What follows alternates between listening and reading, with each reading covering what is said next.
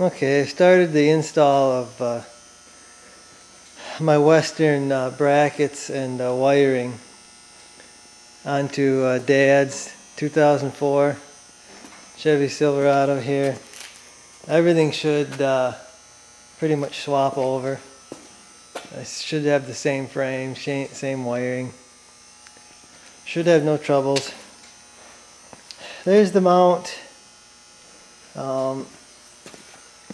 There's the tow hook. I took out the 3 bolts. There should be 3 bolts here. I don't see 3 though.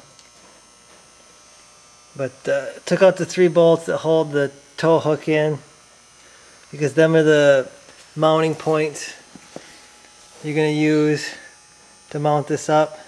One there, and I believe it's this one here is the center one you use for the tow hook bolt right there. And right now I just took it out.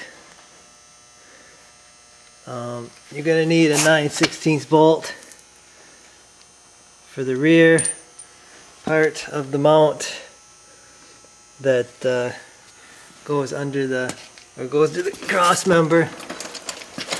How I mount these up is I just take a bolt. Hold on, let me get some light.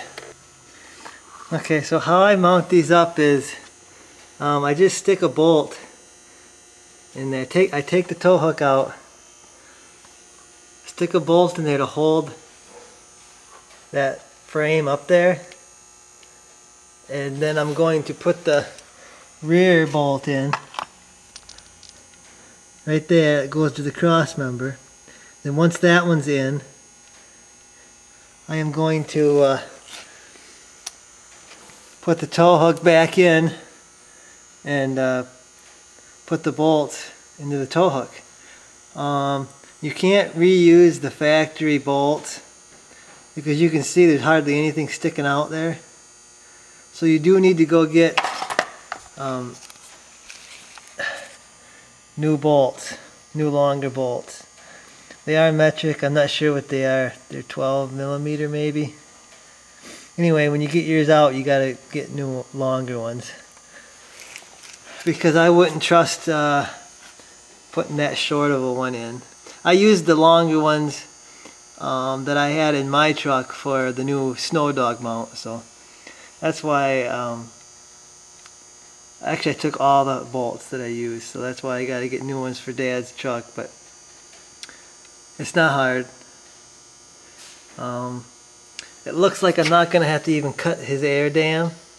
Just gonna push it up so it clears the mount.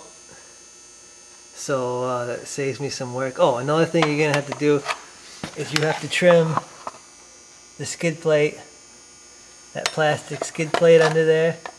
You gotta trim some of it off here to clear this cross member here. And you can see that's what I cut off. Probably a little too much, but that's about what you need to cut off. So I'm going to finish up putting these mounts under the truck.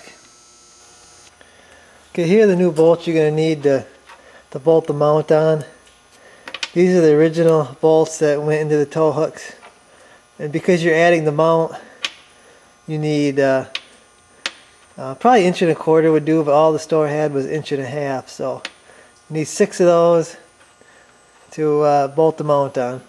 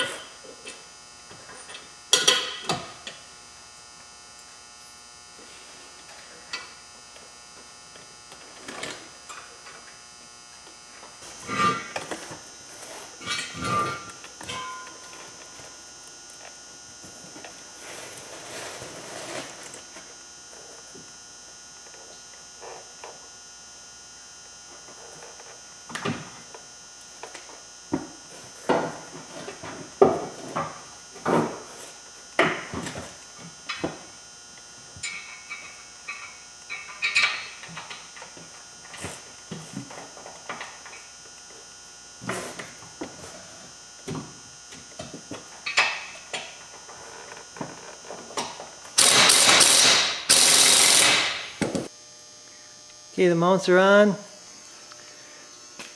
Now I gotta do the wiring harness. This should be pretty easy. I've done this several times now. The snow dog was quite a bit harder because I'd never done a snow dog before, but I've done this western one quite a few times, so this really shouldn't take me that long.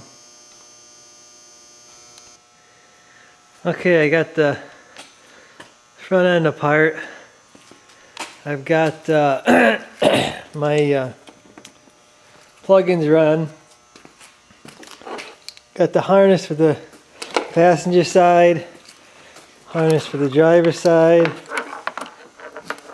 I got all my wires routed through here. Got my solenoid bolted right here where I have mine on my truck. Everything's tight, wires are in. I've got the power connected to the same place. I've connected the power on my truck is that little accessory deal. Got the module sitting here. I need some Velcro to secure that. The wires here, I got my plug-in ready to go into the cab. I'm going to slice that boot right there, just big enough to get this this deal here in there so no mice can get in there. Battery, I had to take the battery out again because to give myself some room to work here. Negative cables somewhere here, right here. It's gonna go to the battery right here. Same thing I did to my truck. Batteries unhooked over there too. That's the first thing I do is unhook the battery when you're working with electrical. So I'm going to run that in the cab now, the controller, and then probably start hooking up these light adapters. I got to hook up parking light turn signal on this side. There is a daytime running light, but I'm not going to hook that one up on here. You don't need it. Then you got just the turn signal on this side. It needs to be plugged in or tapped in. So, okay, one thing I thought that was interesting is on the passenger side, Dad had a light that went out. We thought the bulb burnt out, and then the other day it turned back on. And looking at it right here, you can see that it is burned up. So this is kind of reminds me of my aunt's Malibu. Did the same thing, and it was burning up or actually melting this plastic and burning it up. So I have a new plug here. I don't even know why I have this plug, but I got a new one that I'm going to cut that one off, put this new one on. Okay, got my wire run through here. You got to slit that boot on the outside, and there's another rubber thing on the inside. I just used a screwdriver to push it through because it's like a double rubber deal there. Got the plug in right here. I'll show you what I'm going to do with the power wire when I do that. Right now I'm going to start plugging in my my harness into the headlights. I'm going to actually put the headlights up there just to see what kind of clearance I have. I'd like to come from down here and plug them in like that, but I don't know if I got enough clearance right here, so I got to put the light up there first. Okay, I run into a little snag. I run out of nice connectors to repair this headlight plug, so I'm going to have to wait till tomorrow to get some of those. I don't want to just put it together without a sealed connector. I want to do it the right way. I got my turn signal, a wire tapped into my turn signal. It's blue on this GM truck.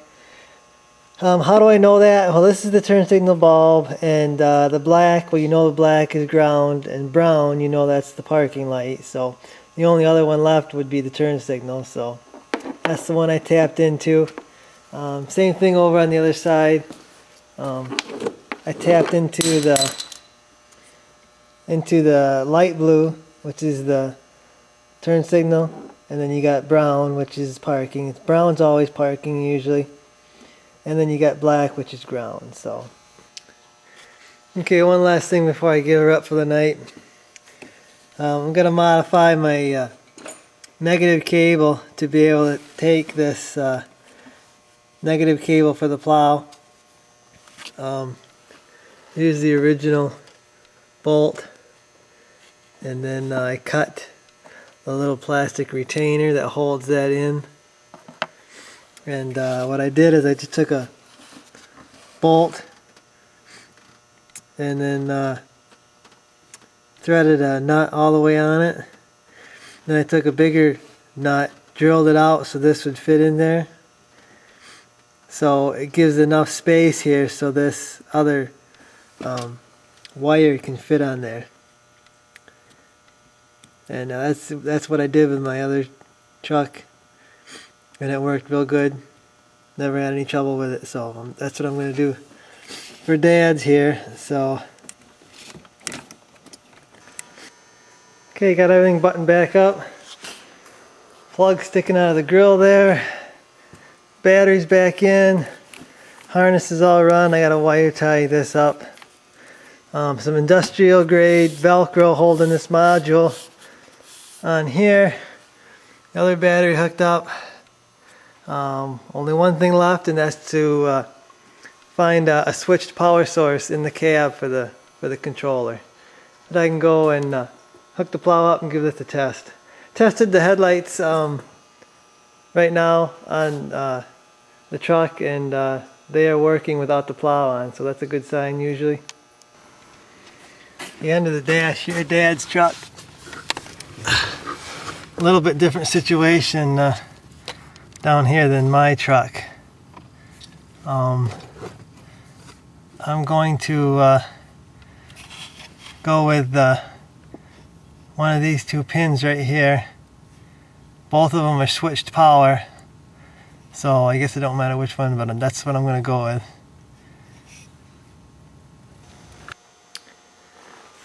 Well, I'm done.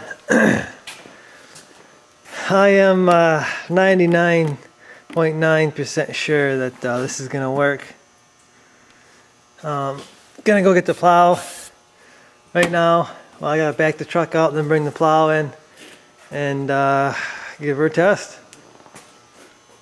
Hopefully she works.